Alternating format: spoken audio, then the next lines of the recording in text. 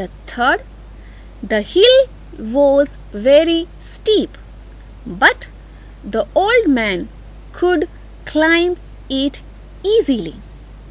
Look at the first. He ran. That means he was expected to catch the bus. But on the contrary, he missed the bus. Second, she studied hard. That means if anyone studies hard, he or she is expected to score well.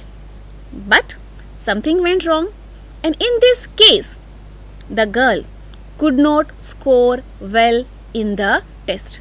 So, what is our expectation? Something doesn't go as per our expectation. The third sentence, the hill was very steep. That means, and the old man was climbing. So, we were expecting that the old man would not be able to climb it.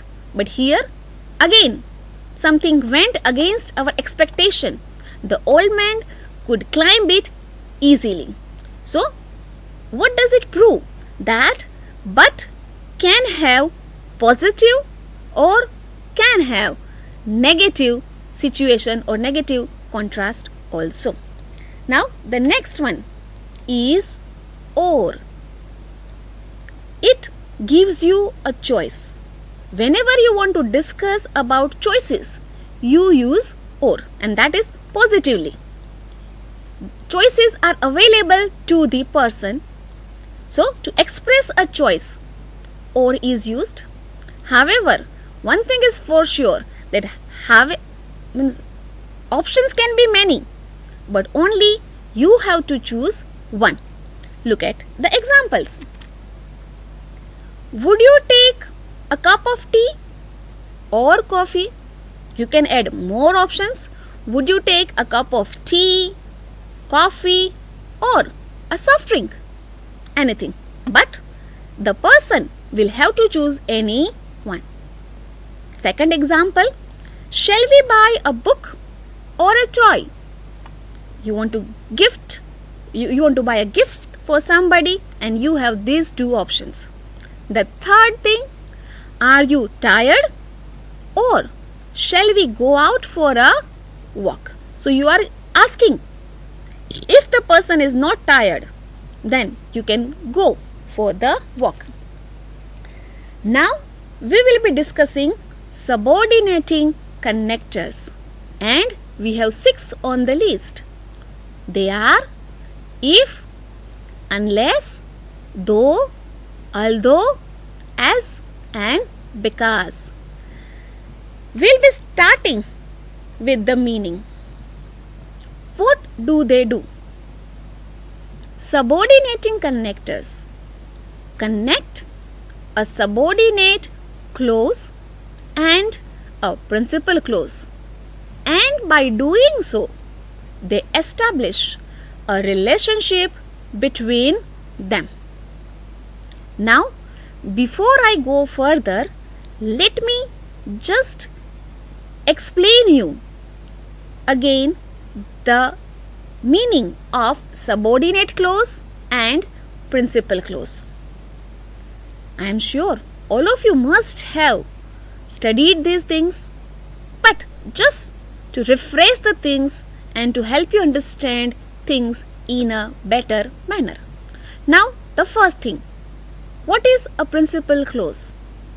A principal clause is a group of words having subject and predicate, and it has its own meaning.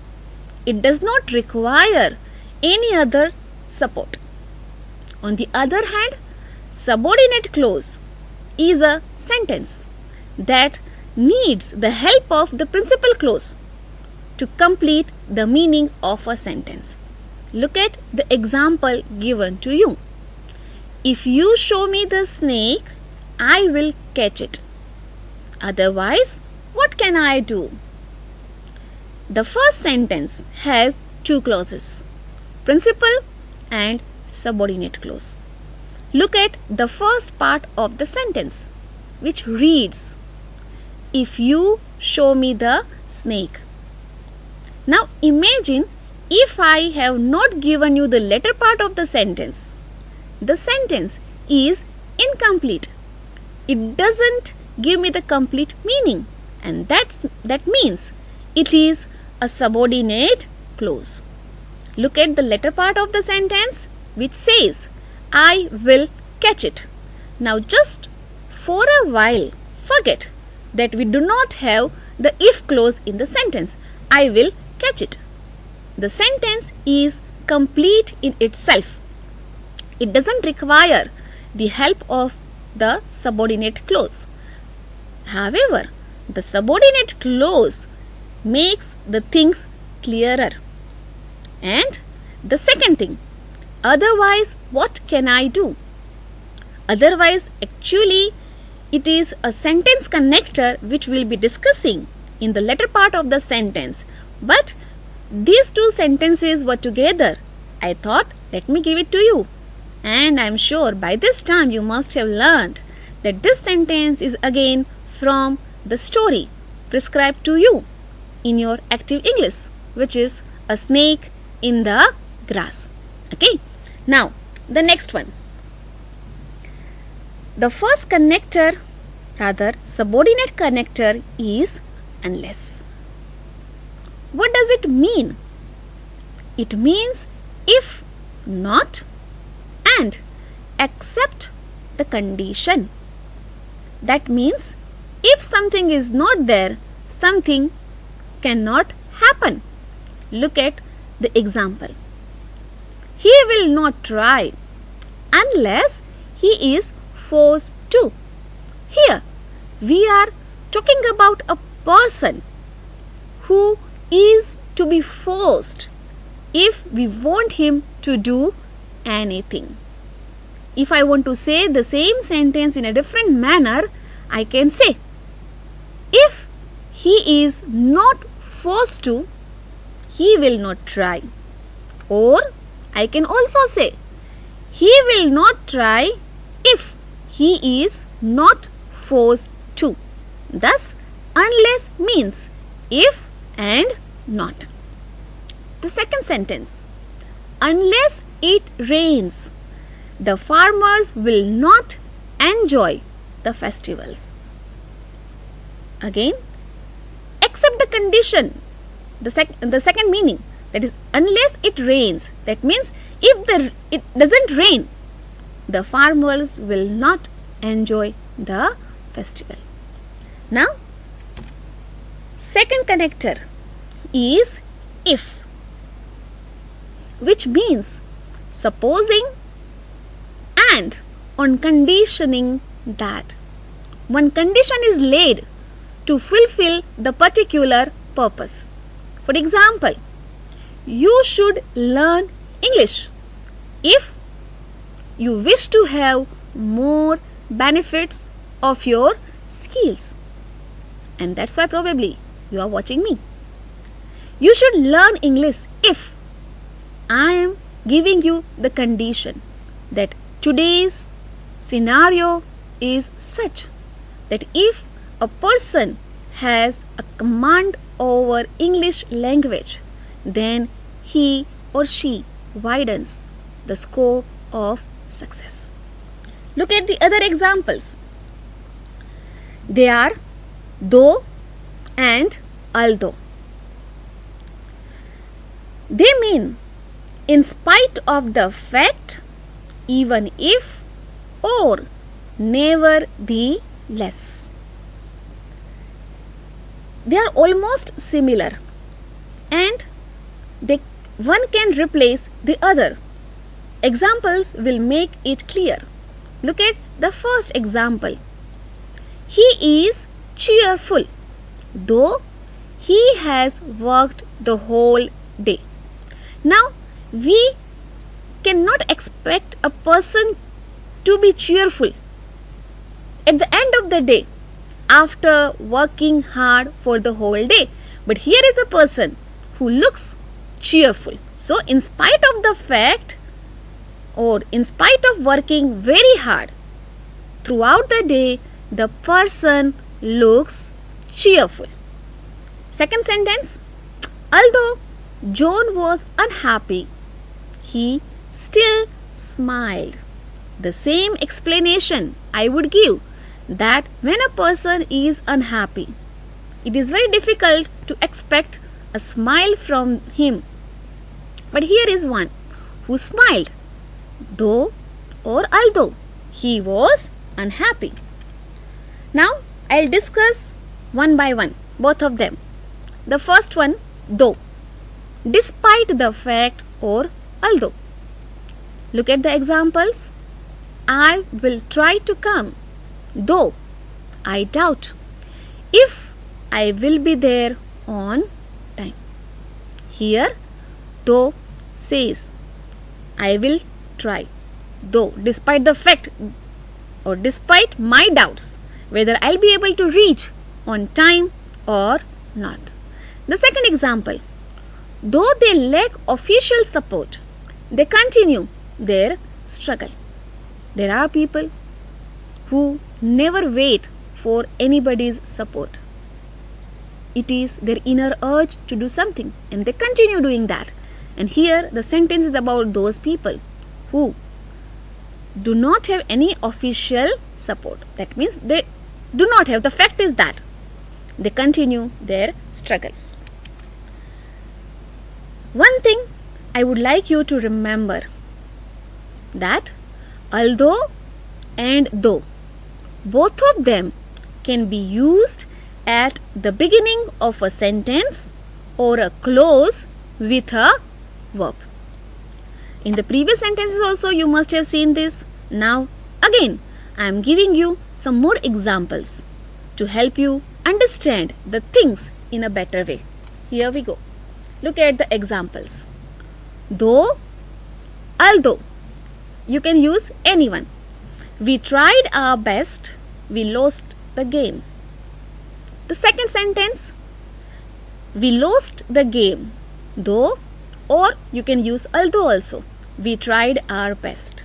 In the first sentence you can see, it begins with though or although, whatever I choose. And in the second sentence, it comes in the middle. Again, I can choose any one. So, we should not get confused whether to use it in the beginning or in the middle. Remember, they can be used in both the ways. Now, next one is because. Because again is a very common connector. It talks about the reason why something has happened, something is happening, or something will happen or can happen. Next example, I did it because you or he told me to. I am giving the reason that I did not do it on my own. Because somebody told me, I did it. The second example, he did not go to work because he was sick. So the reason is given. Again, this is a very simple connector. Okay, so I won't go for much discussion. Second one is as. It is bit similar to because and many times can be interchanged also. It is used before a clause and it also means since or because. I am sure examples will make the meaning and the usage more clear. Look at the example. I left a message as you were not there. As I said, you can interchange it with because. Let us read it again by using because. I left a message because you were not there. I can also use since over there. I left a message since you were not there. The meaning doesn't change. Look at the second example. As she has been ill, perhaps she needs more help. I can again replace because she has been ill, since she has been ill, she needs more help. Okay. Now the next one is sentence connectors. Now they are bit different from the previous connectors that we have been discussing. The sentence connectors, as the name suggests, They are the words or connectors that connect two sentences or paragraphs. Look at the explanation or the meanings given. They connect two independent clauses or sentences. The second one says they show connection between large groups of ideas or sentences. I have already explained you the meaning of clauses. So sentence connectors, they use independent clauses or sentences.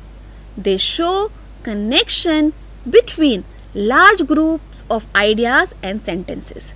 That means their meaning is not limited to the particular sentence in which they are used. In fact, you should be able to understand the previous sentences that you have read and then relate them with the help of or understand them with the help of these connectors. The list is here also very long, but today we will be discussing only two. But before we start discussing about these two connectors, I would like to give you one more definition, one more usage of these sentence connectors. Here we go. What do? They are often used to show the relationship between the ideas expressed in a clause and the ideas expressed in a preceding clause, sentence or paragraph. Now I would like you to understand this long sentence by dividing them into phrases.